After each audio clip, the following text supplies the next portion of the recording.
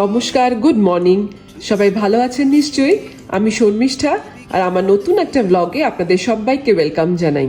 আমরা এখন কলকাতাতে, আর আজ আমরা যাচ্ছি সাউথ সিটি মলে। কলকাতাতে আসার পর এই প্রথমবার যাচ্ছি সাউথ সিটিতে। আজকে আকাশটা যা করে আছে, যে কোনো সময় বৃষ্টি শুরু হবে মনে হচ্ছে। কলকাতাতে আসার পর থেকে শুধু বৃষ্টি আর বৃষ্টি। দুবাইতে তো আমরা বৃষ্টি পাই না, তাই কলকাতায় এসে বৃষ্টি দেখতে পারবো, সেটা একটা আকর্ষণ থাকে বটে, কিন্তু এত বৃষ্টিও ভালো লাগে না।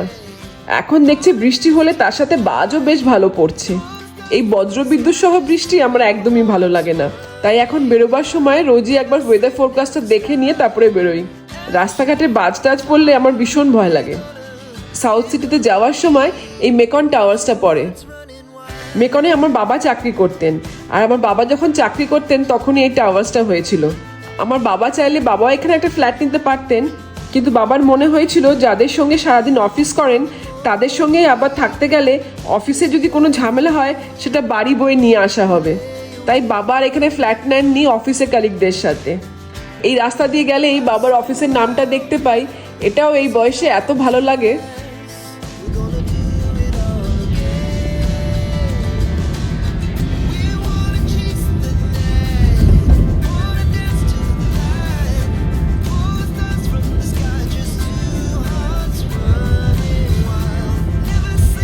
যাই হোক, পৌঁছে গেছি মলে। এই মলটা আমাদের বাড়ির খুব কাছে, তাই এখানেই বেশি আসা হয়। আর দুবাইতে আমরা যেসব মলে ঘুরে বেড়াই, এই সাউথ সিটি মলটা তার থেকে কিছু কম নয়, তাই এখানে আসতে আমাদের বেশ ভালো লাগে। কলকাতাতে তো আরও অনেক মলেই ঘুরেছি, কিন্তু এই সাউথ সিটির মতন এত ভালো মল মনে আর কোনোটাও নয়। আজকে এসছি আমার হাজব্যান্ডের শপিং করতে। ও তো 15 দিন পরেই দুবাই ফিরে যাবে, তাই ওর মার্কেটিংটাই আগে করে নিই। তারপর আমরা তো আছি আরো 1-1.5 মাস, তখন আস্তে ধীরে আমরা মা বেটিতে মিলে শপিং করে নেব আমাদের যা যা দরকার। প্রথমে ঢুকছি রেমন্ডসে। আমার হাজবেন্ড যে ফর্মাল প্যান্টগুলো পরে, মানে যেগুলো পরে অফিস যায়, সেগুলো চেষ্টা করে এই রেমন্ডস থেকে বানিয়ে নিয়ে যাওয়ার। তারপরেও যদি সারা বছরে 2-1টা লাগে, সেগুলো দুবাই থেকে কিনে নেয়। কাপড় পছন্দ, মাপ দেওয়া সব চলছে। আমার তো এখানে কিছু করার নেই, শুধু বসে আছি। এই মলে ঢোকার আগে ঢাকুরিয়াতে আমার হাজবেন্ডের কাকুর বাড়িতেও একটু গেছিলাম, ওখান থেকে হয়ে এই মলে ঢুকেছি। এই করতে করতে লাঞ্চের টাইমও হয়ে গেছে, তাই এখন একটু বেশ খিদেও পাচ্ছে। তাই আগে ভাবলাম একটু খাওয়াটা সেরে নিই। সাউথ সিটিতে আসলে এই লর্ডস অফ ড্রিঙ্কসে আসি আমরা, তাই আজও এখানেই ঢুকে পড়লাম। ভেটকি মাছের একটা প্রিপারেশন এটা। দুবাইতে তো চিকেন খেতে খেতে আমার হাজবেন্ড বোর হয়ে যায়, তাই কলকাতাতে আসলে ওর মাছ চাই। 1 বছর বাদে বাদে আসি, তাই কোন খাবারের কি নাম কিছুই মনে থাকে না। ওনারাই যা রেকমেন্ড করলেন তাই অর্ডার করলাম।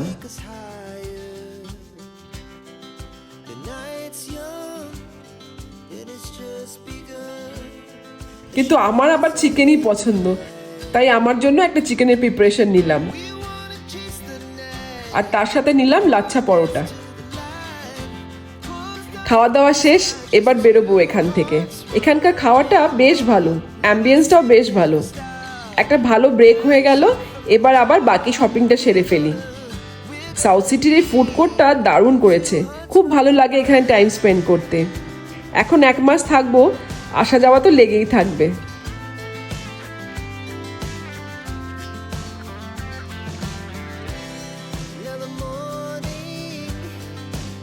এবার আমরা উডল্যান্ডসে ঢুকলাম। এখানকার জুতো আমার হাজবেন্ডের খুবই পছন্দের।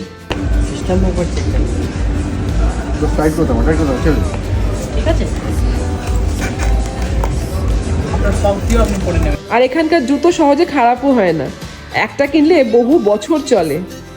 মানে নর্মালি আপনার এই যে বলছেন তো এই বাবলসগুলো আপনার চলে যাবে, কিন্তু দেখুন আপনি যখন ইউজ করছেন তখন তো স্যার অবভিয়াসলি জিনিসটা ক্ষয়বে, কিন্তু এই জিনিসটা আপনার নষ্ট হবে না। কোনো নষ্ট হয়নি, ওই যে পিয়ার সোল আছে, এটা ফাইলন সোল আছে, কিন্তু এটা তো ক্ষয়ে গেলে তো এটা গ্রিপ নেই বেশ। দুটো পছন্দ হয়েছে, কোনটা নেবে তাই ভাবছে। বললাম দুটোই নিয়ে নাও, রোজ বেরোতে হয়, জুতো তো লেগেই যাবে। জুতো কেনার পর একটু স্টার মার্কে ঢুকলাম। আমার হাজবেন্ড একটা ব্যাগ কিনলো এখান থেকে। দুবাই থেকে লোকে ব্যাগ ট্যাগ কেনে, আর আমার হাজবেন্ড কলকাতা থেকে ব্যাগ ট্যাগ কিনে নিয়ে যায় দুবাইতে ইউজ করবে বলে। নিচে এখানে সবাই একটু ছবি তুলছিল, তাই হাজবেন্ডকে বললাম আমারও একটা ছবি তুলে দাও। এবার নেক্সট ডেস্টিনেশন স্পেন্সার্স। এখানে ঘরের কিছু জিনিসপত্র কিনলাম, 1-1.5 মাস থাকবো, অনেক কিছুই তো দরকার পড়ে। কি দাম, একদিন কিনলে আর কিনবো না, আমি বুঝিনি। আজকের মতন হলো সাউথ সিটি ঘোরা, এখন বাড়ি ফিরছি। আকাশটা বেশ কালো করে এসেছে, বৃষ্টি নামার আগে বাড়ি পৌঁছে গেলেই ভালো। কলকাতায় আসার পর আজকে প্রথম সাউথ সিটি মার্কেটিং করলাম। এখন আমাদের চলবে মাঝে মধ্যে সাউথ সিটি আসো আর এটা ওটা কিনে কিনে বাড়ি নিয়ে যাও।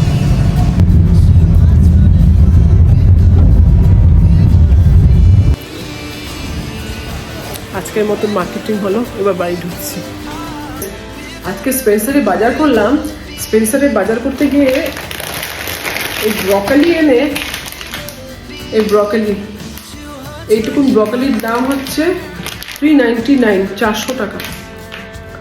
এইটুকুন ব্রকলির দাম 400 টাকা। নিয়ে ফেলেছি, আর নেওয়া যাবে না, এত দাম ব্রকলির এখানে।